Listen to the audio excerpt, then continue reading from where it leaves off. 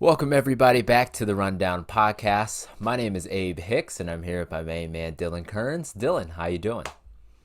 We're doing it. Life goes on. Is that little Little baby baby, said? little baby Yeah, and Gunna he and little said. Uzi. That's just how life goes. Whatever. But it's going. We're watching baseball. Me, watch the Fighting Irish Notre Dame. Not a big college baseball guy, I'll be honest with you, but we can get into that later. Watch Notre Dame get eliminated. Baseball wise, MLB, the Cubs keep losing to the Pirates, which is embarrassing in of itself. But we're here talking ball, and I love it. Yes, sir, man. That's what it's all about. And obviously, baseball. It's getting into the. We're getting deep into the season here. It's about a few weeks away from the All Star break, and getting closer to trading deadline, even the MLB draft. Speaking of, that is on one of our topics that we will be discussing today. But first, we'll be leading off with the MLB Combine. The MLB Combine just happened a few weeks ago, and I think the MLB Combine is a good idea. Obviously, we see it in the NBA, we see it in the NFL. But the reason I think the MLB made it a point that they were doing an MLB Combine is strictly for publicity reasons. And this is why I say this. There's a there's perfect game. We all know what perfect game is. They're basically number one in the world when it comes to evaluating prospects at the high school level. So we have all these perfect game showcases. I think the reason MLB did this is to add some sizzle to the names that will be in the upcoming MLB draft. That's why I think this is for. What do you say about that, Dylan? Uh, it's just, I don't think it caters to me. I don't know why. I I, agree. I don't know why. Like, yay, prospects. Like, I love prospects. I go to a minor league game, eat $2 hot dogs, have a beer any given night, But these are high But school guys. We got to they're remember these high are high school school guys. guys. Yeah. Exactly. That's what I just don't get. I mean, I get that they're trying to promote them. I get that they're trying to say, hey, here's some of the best players that are going to be potentially in the draft, and it's nice to showcase them. I don't get it though, Abe. Nobody's I watching it. really don't. Nobody is watching. You're telling Nobody me cares. someone is like, oh, sorry, honey, we can't run to the grocery store now. The MLB Draft Combine's aired on MLB Network, and God forbid if we miss it. It doesn't matter who's I watching. I agree. Absolutely nobody. And like I said at the beginning, it does give a chance to add stories to the names that will be in this upcoming draft, possibly. For example, did you hear about that switch pitcher? I did. The name, I'm probably gonna botch this, but Durangelo Sinji, a pitcher, right? Can throw 92 from the left side, 97 from the right side. Like that's actually really cool. That is pretty insane. But on the grand scheme of things, this isn't driving anything. This isn't doing it for baseball fans. I mean, these are high school guys. No disrespect, but these are high school guys. We're probably not even gonna see if they do get drafted. We'll forget the name until 4 years later. You know? Baseball's a sport, and I say this: baseball's a sport that you look at. No, none of their workouts attract anybody, right? You're gonna watch someone run a 60. You're gonna watch someone take batting practice. You're gonna watch someone field ground balls. That's not attractive. The people, the reason watch the combine is, dang, is that dude gonna break the speed record? Is he gonna how's he gonna do in his passes? His That's what a 60's for, though, right? you're not watching a 60 to see how fast someone runs the bases because no one's running the bases in Major League Baseball. Abe. No. No one runs the bases anymore. Okay, So the okay. bottom line is, no one cares about these. No one's watching someone take batting Okay, how practice. about this? How about this? All right. Obviously, the hardcore baseball guys, they okay. Maybe they do care about this, but the casual fan, they don't care. They're Yeah, not gonna tune into this. I mean, this is not appeasing to their attention. yeah. It maybe the younger audience gets a lift here. Maybe that's their intention. of showing this is like, hey, let's get some of the younger kids to think, hey, I might be on MLB Network, getting Yeah. 4 people that watch this stuff when I get here. It helps out the little things for Hmm. the kids. Maybe they could potentially see, wow, this is kind of cool. But other than that, you're telling me someone like the thing that sucks about the MLB is this is right in the middle of the season. Yeah. You're not turning That's off. true You're not too. turning away from That a is Yankee true. game. The reason people watch the combine is, oh, the NFL's There's no over. other football going on. Yeah, you might as well There's watch people in shorts run around. hmm Here it's you want to watch a high schooler take batting practice, or do you want to see Aaron Judge keep hitting bombs and taking over the league? exactly. And like you said, like it gives these guys a chance to play on MLB Network. But these guys that are invited to the combine, they've already played on MLB Network through the perfect game showcases, through the perfect game All American games, through the Under Armour All American game. These guys have been here, done that before. Like I said before, perfect game. They have so many showcases: the sophomore national, the national showcase, the junior national showcase, the perfect game top prospect games, the national uncommitted showcase, international showcases. And I could go on and on. And so, like I said, I believe MLB did this to add some stories to the names that we will hear in about a month. But this isn't moving nothing. And to go along with the MLB Combine, there is the MLB Draft, and the MLB Draft happens in July. They moved it, right, because it used to be in June. Yeah, I always thought it was June. I Yep, looked it up; it was yep. July. I was like, All what? right, so MLB, they moved the draft to July during the All Star break, and I think they really wanted to give it some attention there. And now it's on ESPN. It didn't used to be on ESPN, just MLB Network. But as I was saying, the MLB Draft is coming up, and usually with the MLB Draft, there's not a lot of attention towards it. And so, why isn't the MLB Draft as popular as the NFL and the NBA Draft? Because it doesn't matter. Why doesn't it matter? The MLB Draft, and this is a bold. It could call it a bold take, whatever. The MLB Draft, you don't get those superstars from the MLB Draft. You'll get a nice pitcher here and there. Maybe you get a nice starting pitcher, but that's every once in a while. And I don't. every now and then we get a Bryce Harper, that type When's the of last one? When's the last? Oh my gosh, this guy's yes, drafted. a He's can't all miss over the prospect. place. Yes, that's rare. That's rare. You haven't seen it in a while, and that's my thing. And I could bash on the draft if I wanted to here, and I might. It's all one in the international pool. That's where the draft is. If I'm a GM, if I had the opportunity to trade every single draft, not every single, I'd trade a lot of draft picks for more international slots than I could.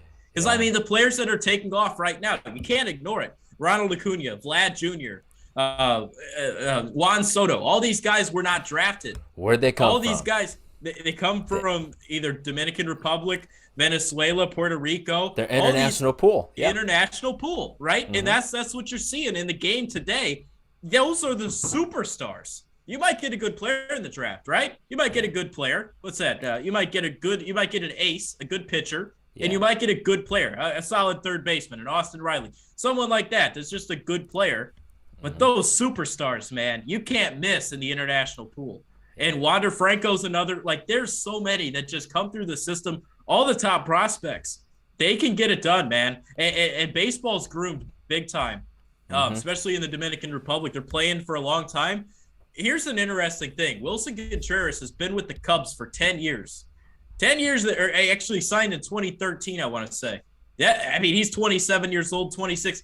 That guy's been in the system since he was 16 years old. And that's what you can get. You can get these guys young. They're ready for pro ball when they're about 18 or 19. And that's the way you win. That's the way you win. Sure, you'll swing and miss there, but you'll swing and miss a lot more in the draft. And we see a lot of teams put so much money into the international pool because they know how valuable it is. They know the chances of them getting a rock star, a superstar, increases with the international pool opposed to the MLB draft, you know? And I got some stats for you. The MLB draft is, I think, other than the top 10 picks, I'm tuning out. Like, yeah, I'll follow who all the Yankees will pick, but I mean, it just doesn't hit like the NFL and MLB. And here's some interesting stats for you. About 66% of first round picks make it to the MLB. For second round, it's 49%. So the thing is, we can't really make a connection with these guys that are being drafted, because we won't see them for a few years. They'll get buried in the minors. First, they have to succeed in the minors, and if they don't, we won't see them again. Yep. And you prove my point there. You prove my point. Not that the draft doesn't matter, because sure, like it still does matter. It's your opportunity to potentially build something, and that's your scouting department. That's everything. I don't care. As a casual baseball fan, I don't care who my team picks. Show me what they're doing in the minor leagues once they're on the roster. If they're a top 30 prospect and they're hitting 290, it's like, oh wow, this might be a guy I want to watch. Well, but I don't care if they take Billy Bob from Northwestern in the first round. I honestly don't care until I see what he does. Everyone's like, oh, Jordan Wicks to the Cubs. Here we go. Guy's got an ERA north of 5. I don't care. Like, I got to see it. And it takes a while to see it. But I love the minor leagues. I love prospects. I just would like to see them produce before they end up getting picked, and then you figure out what they're doing. Yep. See, what we see with the NFL and the NBA, fans make an immediate connection with the players that their favorite teams are drafting. They get to see them during the summer league. They get to see them in the preseason for the NFL, and they get to see them, in October when the NBA season starts. Like I said, with MLB, you don't see these guys for 3 to 5 years. It takes a while because these guys have to develop, and that's why I believe that's why the MLB draft doesn't get the recognition like the NFL and NBA does. Yeah, I agree. And those, I mean, that goes right in. And the NHL draft's kind of a similar thing. Some guys are NHL ready, some aren't. Yeah. But once again, like, that's weird because you could still play in college and still get drafted. It's strange how they do it. True. But the MLB, it's just the minor leagues are so deep. There's so many talented players on the roster already, and in case you're some of the sad teams in baseball right now. But I mean, it takes a while to get to the league, and there's deep systems. There's top 30 guys already ahead of you. They got the top 30 list made. You're a first rounder. Maybe you come in towards the end. You got to start proving yourself if you want to make a name for yourself. Speaking of the what you said about the international pools, the players that we see come from that, they become superstars, they become rock stars. These guys become players that as an organization, you want them to be the face of your franchise. And as we move into the next topic here, we will be discussing our top 5 players under the age of 26. Dylan, who are those 5 players for you under the age of 26 that you would want on your team right now? You want to teeter-totter here? You want to go number 5 all the way up, or do you want to just go list to list? Just run it through. Okay. At 5, I know he's battled injuries. I got Fernando Tatis Jr. as the 5th best player. 5th. Okay. 5th. With a 5 on it. He's got 5 on it. Go ahead and show that song reference there. At 4, I got Vlad Jr., right? Vlad Jr. can hit. He can hit. That dude can freaking hit. He's obviously on the list. So Tatis 5, Vlad 4. Someone flip that. I love Wander Franco. Wander Franco. Okay. Wander Franco at 3. Great shortstop, switch hitter. I think his power will come. Obviously, it comes for some of these guys. I'd like to see it more out of him, but he's solid. Ronald Lacuna, number 2. Oh, okay. I wanted him at 1. I mean, this dude's 40. He's like 2nd in the league in stolen bases. This dude's coming off an ACL, and he started in May. Like, this is nuts the way, like, he's just running like a machine. He's been all over the place. He could honestly go 40 for 40 from May on. Yeah. He could be a 40-40 guy. Like, it would be nuts if he could get that done. I think he has it in his future. He's a great ball player. He's in a great place. He's number 2. Juan Soto still is number 1 for me. The guy can just hit. He does everything well. So my whole list, Juan Soto, Ronald Acuna, Wander Franco, Vladimir Guerrero Jr., and Fernando Tatis Jr. I like your list. I really like your list. Not much I can complain about that. And our lists are pretty similar here. Uh, so my top five players under the age of 26. At number five, I got Vladimir Guerrero Jr. His vision is insane, along with his raw power. He has some of the quickest hands I've ever seen. Remember at the beginning of the year in April, Garrett Cole throws 97 in on his hands, and he just flips those wrists, turns on a fastball, crushes it to left center field, and did it with ease. So I got him at number five. At number four, I got Rafael Devers. I feel like he's been in the league so long that we forget that he's under the age of 26. But this guy's an RBI machine. He scares you when he's up the bat, and there are guys in scoring position. You just don't want to face him in that position. At number three, I got Fernando Tatis. He has the power. He's fast. He's strong. Has a bazooka of an arm. He's also versatile. The only thing that's going to hold Tatis back is himself, in my opinion. That's the only thing that's going to hold him back. And he's very injury prone. He can make some stupid decisions not on the baseball field. I just believe he just needs to mature. And once he matures, Yeah. and he'll be able to stay healthy through full. If he can play at least 150 games a year, he's going to be a problem. At number two, I got Juan Soto. I mean, this guy led the league in batting average, OPS plus, in his second or third year in the league. This guy's insane. And at number one, I had trouble here. I was going to put Soto at one, but there's just something about this guy that is just so gravitating to me, and it's Ronald Acuna Jr. He's electric. He's fast. He has the power. This guy's a definitive. He will be a future MVP without a discussion. Who's the better ball player right now? Ronald Acuna, Mike Trout? Oh, Mike Trout. Not What? a snowball's chance in hell. Right now? Right now, today, who do you want in center field if your team's 20 games over 500?